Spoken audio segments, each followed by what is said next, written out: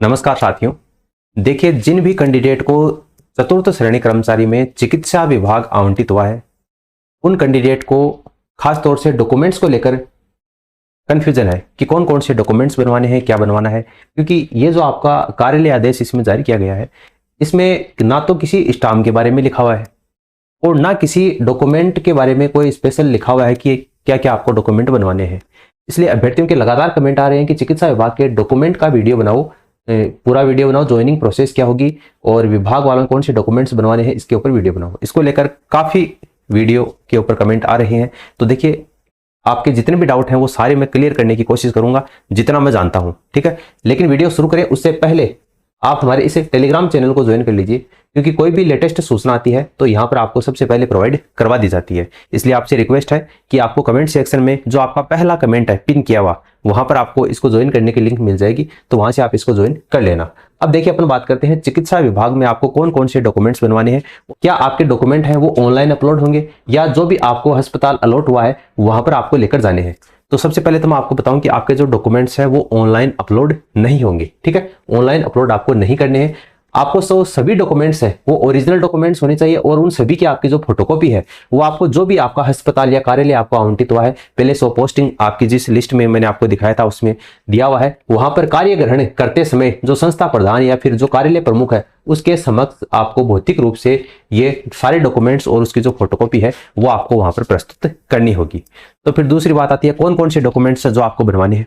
तो सबसे पहले देखिए, जो आपका जो पोस्टिंग ऑर्डर है उसकी आपको प्रति लेकर जानी है, ठीक है। जो आपका पोस्टिंग ऑर्डर जारी किया गया है चिकित्सा विभाग में, मैंने आपको टेलीग्राम के ऊपर जो लिस्ट डाली थी, उम्मीद करता हूं कि आप सभी ने वो देख ली होगी। उसका जो पहला पेज है उसका आपको प्रिंट निकाल लेना है और जिस पेज में आपका रोल नंबर है जो आपको कार्यालय आवंटित हुआ है उस पेज का प्रिंट निकालना है और लास्ट के जो 3 पेज हैं उसका प्रिंट निकालना है, ठीक है। तो ये आपका जो पोस्टिंग ऑर्डर है उसकी प्रति, पहला पेज और आपके नाम वाला पेज है जिसमें आपका जो अस्पताल अलॉट लिखा हुआ है, और अंतिम वाला जो पेज है उसका प्रिंट आउट आपको निकाल लेना है। उसके बाद में 10वीं की जो मार्कशीट है और जो आपका प्रमाण पत्र है वो आपको लेकर जाना है और उसकी आपको सेल्फ अटेस्टेड फोटोकॉपी लेकर जानी है।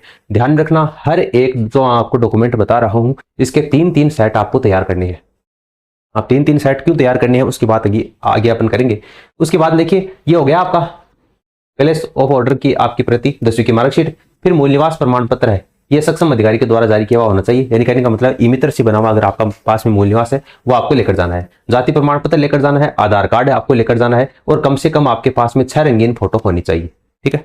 तो ये बातें समझ में आ गई। उसके बाद में चरित्र, स्वास्थ्य और विशेष प्रमाण पत्र। तो देखो, चरित्र सत्यापन रिपोर्ट है यानी कि पुलिस वेरिफिकेशन रिपोर्ट है वो आपको लेकर जानी है। तो जिन्होंने अप्लाई नहीं किया है वो अप्लाई कर देना, और जिनकी पहले से पुलिस वेरिफिकेशन रिपोर्ट बनी हुई है उसके भी लगातार कमेंट आ रहे हैं कि हमने पहले पुलिस वेरिफिकेशन रिपोर्ट बनवा ली, क्या हमारी चल जाएगी क्या। तो देखो, मैं आपको बताऊं कि इस आदेश के अंतर्गत कहीं पर भी ये नहीं लिखा हुआ है कि नियुक्ति आदेश जारी होने के बाद में आपका पुलिस वेरिफिकेशन बनवाना है या हेल्थ सर्टिफिकेट बनवाना है। तो ये बात इसमें कहीं पर मेंशन नहीं की गई है। इसलिए आपको मैं सलाह तो यही देना चाहूंगा कि जितना जल्दी हो सके आप ज्वाइन कीजिए, क्योंकि जहां जाकर आप ज्वाइन करेंगे तभी आपको एकदम सही आइडिया लग पाएगा कि आपकी पुलिस वेरिफिकेशन रिपोर्ट है वो मान्य होगी या नहीं होगी। तो जो भी आपको हॉस्पिटल आवंटित हुआ है आप तुरंत जाकर वहां पर ज्वाइन करें। उसके बाद में आपको एसपी ऑफिस के द्वारा जो ऑनलाइन आपका चरित्र प्रमाण पत्र है वो आपको लेकर जाना है, और यदि पेंडिंग है, समय लग रहा है, तो ई मित्र से आप ऑनलाइन आवेदन की जो रसीद है वो भी लेकर चले जाएंगे। लेकिन कोशिश करना कि आपका पुलिस वेरिफिकेशन बन जाए उसके बाद में आप ज्वाइन करें। इसके बाद में आपका जो हेल्थ सर्टिफिकेट है वो आपको लेकर जाना है। राजकीय अस्पताल से जो मुख्य चिकित्सा और स्वास्थ्य अधिकारी जो CMHO है उसके द्वारा बना हुआ आपका जो मेडिकल सर्टिफिकेट है वो आपको लेकर जाना है। इसके अलावा मैं आपको बताऊं कि 3 आपको चरित्र प्रमाण पत्र और लेकर जाने हैं। और कौन से?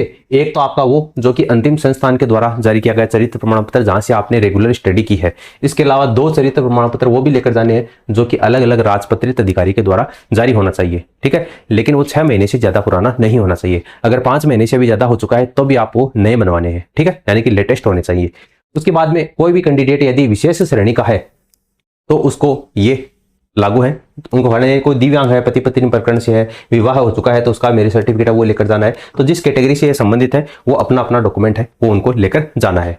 उसके बाद में शपथ पत्र कौन से बनवाने हैं। तो देखो, ये जो आपका आदेश जारी किया गया है इसमें शपथ पत्र के बारे में केवल इतना ही लिखा हुआ है कि उक्त चयनित अभ्यर्थियों को नाम, उपनाम या विवाह पंजीयन प्रमाण पत्र, दहेज, नशा, धूम्रपान, विवाह, संतान संबंधी शपथ पत्र, केवल इतना ही लिखा गया है। इसके बारे में नवीनतम परिपत्र का अनुसरण किया जावे। अब नवीनतम परिपत्र का अनुसरण किया जाए, इसका मतलब ये आपका जो फॉर्मेट है वो भी इसके अंतर्गत नहीं दिया गया। तो कौन से फॉर्मेट से फिर आपको ये बनवाने हैं? तो फिर एक कैंडिडेट ने पूछा था कि वो सीएमएचओ ऑफिस में जाकर आया है, तो फिर उन्होंने कहा है कि जो डॉक्यूमेंट्स वेरिफिकेशन आप उस समय आपने करवाया था, जो फॉर्मेट उस समय था, उसी फॉर्मेट में आप ये बनवा लीजिए। तो ये जो आपको शपथ पत्र बनवाने हैं ये आप उसी फॉर्मेट में बनवा सकते हो। लेकिन अब बहुत सारे कैंडिडेट का एक ये सवाल है कि क्या संयुक्त ज्वाइंट एफिडेविट बनेगा या फिर सबका अलग अलग बनवाना है? तो देखो, अगर जिन्होंने ज्वाइंट एफिडेविट बनवा लिया है तो सबसे पहले उनको ये कहूंगा कि आप जाकर ज्वाइन कीजिए। वो अलाउ करते हैं तब तो बहुत बढ़िया बात है, आपके अलग अलग के पैसे नहीं लगेंगे, है ना, पैसे बच जाएंगे और बनाया हुआ काम में आ जाएगा। लेकिन जिन्होंने नहीं बनाया है वो अलग अलग बनवा सकते हैं। अब देखो, वो मैं इसलिए कह रहा हूं क्योंकि शिक्षा विभाग के अंतर्गत आपने देखा होगा काफी कार्यालय ऐसे हैं जहां पर कुछ तो ज्वाइंट एफिडेविट को स्वीकार कर लिया, लेकिन कुछ ऐसे हैं जहां पर अलग अलग एफिडेविट को स्वीकार किया था।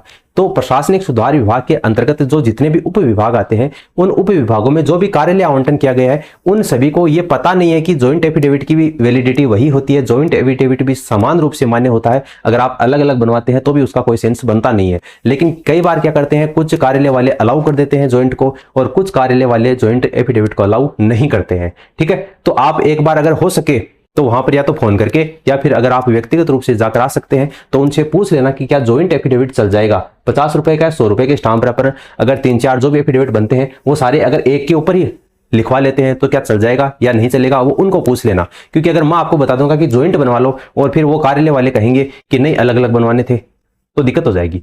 लेकिन जो अलग अलग बने हुए होते हैं तब तो कोई दिक्कत नहीं होती है, वो आराम से स्वीकार कर लेते हैं। लेकिन ज्वाइंट बना हुआ होता है तब आपको थोड़ी सी दिक्कत हो सकती है कि वो कहीं नहीं अलग अलग लेकर आने थे आपको, तब आपको वापस कोर्ट के चक्कर काटने पड़ेंगे। इसलिए मैं आपको बता रहा हूं कि एक तो 1 जून 2002 के बाद में 2 से अधिक संतान नहीं होने का घोषणा पत्र ये आपको बनवाना है। ठीक है, दहेज न लेने का और न देने का स्व घोषणा पत्र ये होना चाहिए। इसमें यह है कि अविवाहित को भी ये बनाना है, विवाहित को भी बनाना है। अविवाहित को इसलिए बनाना है क्योंकि भविष्य में अगर उनकी शादी होगी तो वो ना तो दहेज लेंगे और ना दहेज देंगे। और ये भी ध्यान में रखना, अगर भविष्य में आपकी शादी हो जाती है नौकरी लगने के बाद में, तो शादी होने के 1 महीने के भीतर भीतर आपको फिर से स्टाम्प है वो अपने कार्यालय में जमा करवाना होगा कि आपने शादी में ना तो दहेज लिया है और ना दहेज दिया है। तो ये भविष्य की बात है, लेकिन आप इसको ध्यान में रखना।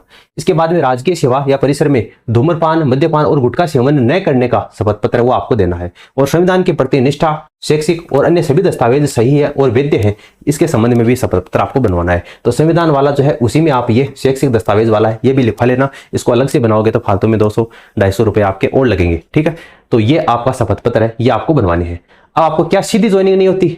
सीधी ज्वाइनिंग का मतलब जो आपको हॉस्पिटल आवंटित हुआ है, क्या वहां पर आप सीधे जाकर ज्वाइन कर सकते हैं ये सारे डॉक्यूमेंट्स? तो ये डिपेंड करता है, ये इस बात पर निर्भर करता है कि आपके पोस्टिंग ऑर्डर में कौन सा कार्यालय आपको आवंटित हुआ है। जो आपका चिकित्सा विभाग का पोस्टिंग ऑर्डर जारी हुआ है वहां पर कौन सा कार्यालय आवंटित हुआ है ये उस बात पर निर्भर करता है। अब कार्य ग्रहण की प्रशासनिक प्रक्रिया क्या है उसके बारे में अपन बात करें तो यदि आपको पदस्थापन जो आपका आदेश है उसमें आपका जिला स्तर या फिर सीएमएचओ कार्यालय दिया गया है, तब आपको क्या करना है, सबसे पहले जो आपका सीएमएचओ ऑफिस है वहां पर आवंटित जिले के मुख्य चिकित्सा और जो स्वास्थ्य अधिकारी है सीएमएचओ ऑफिस, उसके समक्ष आपको उपस्थित होना है। और सीएमएचओ जिला स्तर के ऊपर नियुक्ति या नियंत्रण अधिकारी आपका अपॉइंटिंग अथॉरिटी होता है। यानी अगर आपको एक्सटेंशन भी चाहिए होता है तो चिकित्सा विभाग वालों को ये जो आपका सीएमएचओ है उसी के द्वारा मान्य होता है। अगर आपको छुट्टी चाहिए तो ये जो सीएमएचओ अधिकारी है यही आपका एक्सटेंशन के लिए एप्लीकेशन भी स्वीकार करता है। तो सबसे पहले आपको यहीं पर उपस्थित होना है। उसके बाद में आपका बीसीएमओ यानी कि ब्लॉक लेवल के ऊपर सीएमएचओ ऑफिस से जिला स्तर के ऊपर मूल दस्तावेजों की जांच और ऑनलाइन रिपोर्टिंग, यानी जो राज हेल्थ पोर्टल के ऊपर ऑनलाइन रिपोर्टिंग करनी थी ना, वो यहीं पर होगी। उसके बाद में अभ्यर्थी को उसके संबंध में जो भी ब्लॉक या ब्लॉक में जो मुख्य चिकित्सा अधिकारी है बीसीएमओ ऑफिस, उसके लिए आपको फॉरवर्ड किया जाता है। तो सीएमएचओ ऑफिस में जाने के बाद में आपको बीसीएमओ ऑफिस में जाना है और उसके बाद में आपको जो भी हॉस्पिटल अलॉट हुआ है, ठीक है, बीसीएमओ ऑफिस से अंतिम रूप से अभ्यर्थी को उसके आवंटित जो भी आपको प्राथमिक स्वास्थ्य केंद्र आवंटित हुआ है तो वहां पर जाना है, या सामुदायिक स्वास्थ्य केंद्र आवंटित हुआ है तो आपको वहां पर जाना है। जाकर अभ्यर्थी अपनी अंतिम रूप से कार्यग्रहण रिपोर्ट है वो वहां पर प्रस्तुत करता है।